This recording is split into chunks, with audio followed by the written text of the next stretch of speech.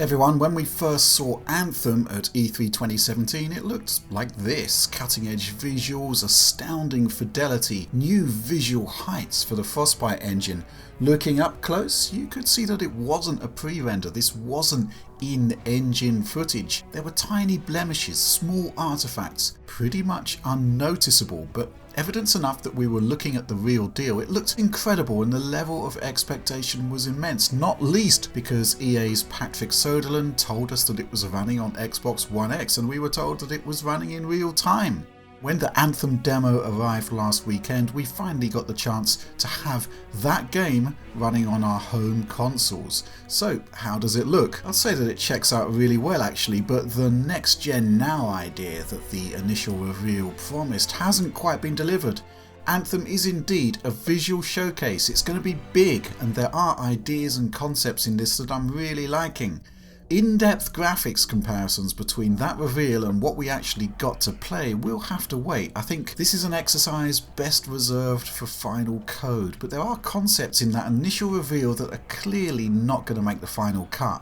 Combined with the visual experience and performance that was delivered in that demo, and I'd say that expectations have to be managed. This isn't a next-gen level showcase on Xbox One X or PS4 Pro or indeed PC, but let's dive into what was actually delivered, with the proviso that this is not final code. Okay, so let's begin with some initial impressions.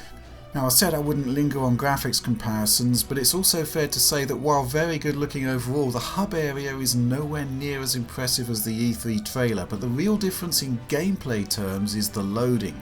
The seamless world we initially saw in that trailer is now broken up with loading, sometimes lengthy loading, and loading where you don't expect it, mid-mission. Yeah, this is a curious one. Sometimes you're forced to load a simple looking corridor that actually has very little going on inside. Then you're made to load again when you leave it.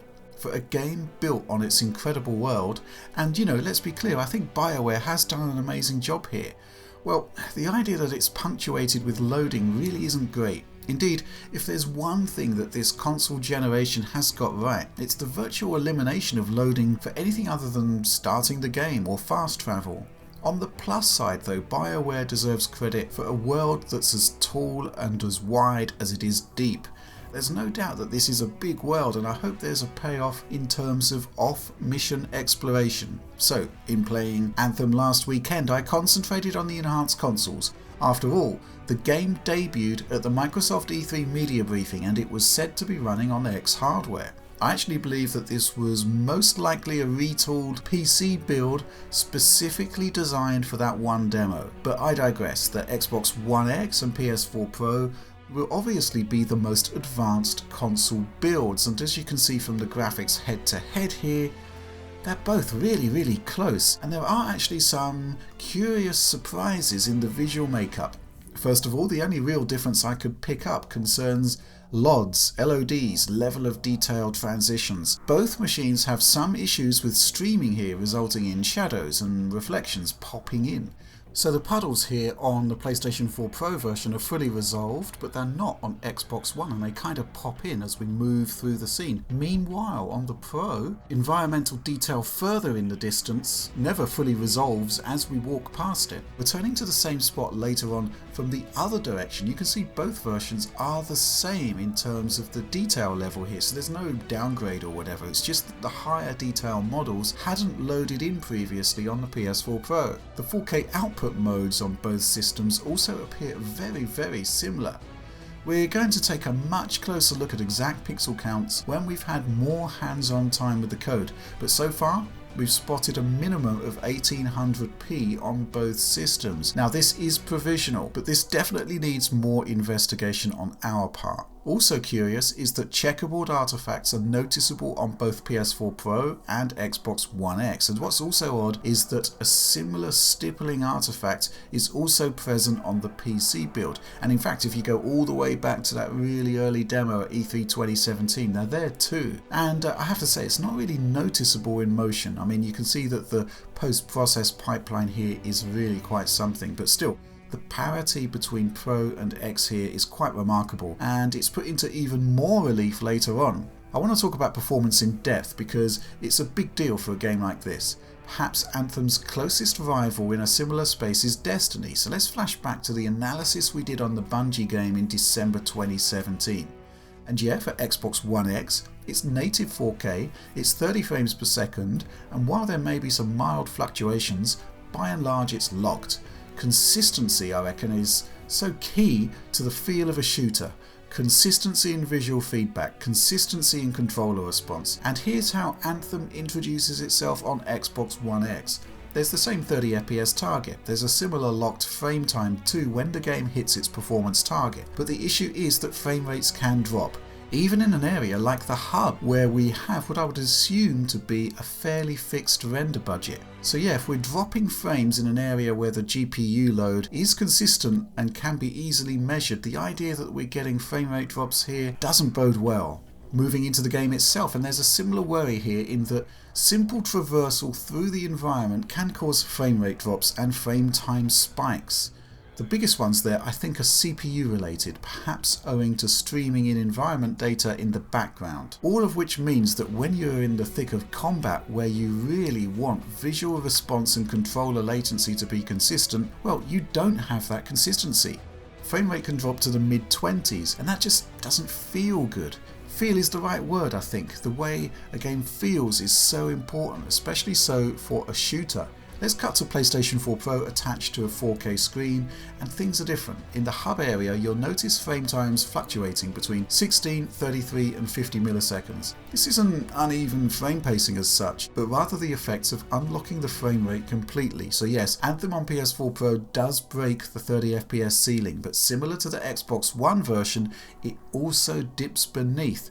Moving into combat, and the range of performance seems to be in the high 20s into the 30s as the effects start to pile up. As I said, I think consistency is really important in a shooter, and I really don't like the resulting stutter here, owing to the ever-changing performance level. But the differences between Pro and X are fascinating when you stack up the two head to head. So let's return to the hub again with a direct comparison and a surprising result perhaps.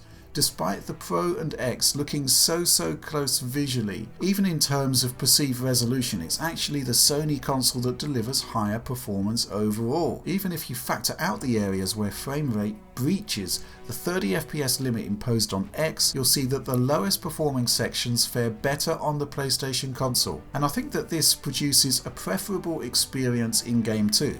So let's be clear here, I would really like to see the option for a 30 FPS cap in the menus, but the Pro doesn't seem to be hitting the lows that I recorded on the Xbox side. Neither version feels optimal to me then, but in the heat of battle, the higher the performance the better, and in this respect I feel that the Pro has an edge.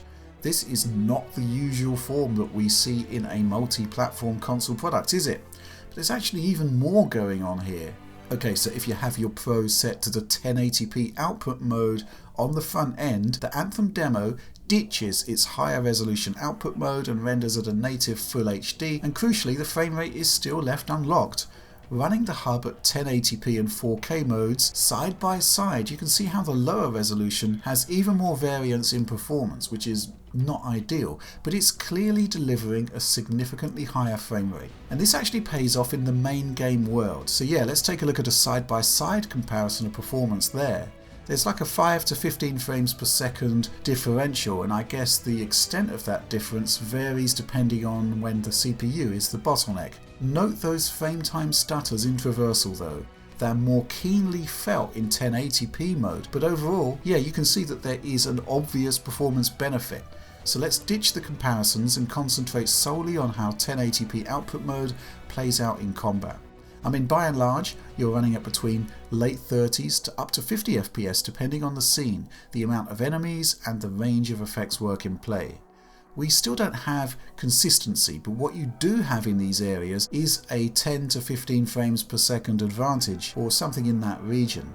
And that's why right now at least I preferred playing Anthem on the PS4 Pro compared to the Xbox One X. You see, lowest recorded frame rates are better on the Sony console, and while dropping to 1080p Hz visual quality, the bottom line is that a mid-20s to mid-30s performance level is improved to a mid-30s to 50 FPS experience. And for a shooter, faster response is preferable, no doubt about it. I mean, this is kind of academic, but in less complex areas, Anthem occasionally hints at a 60 FPS performance readout too.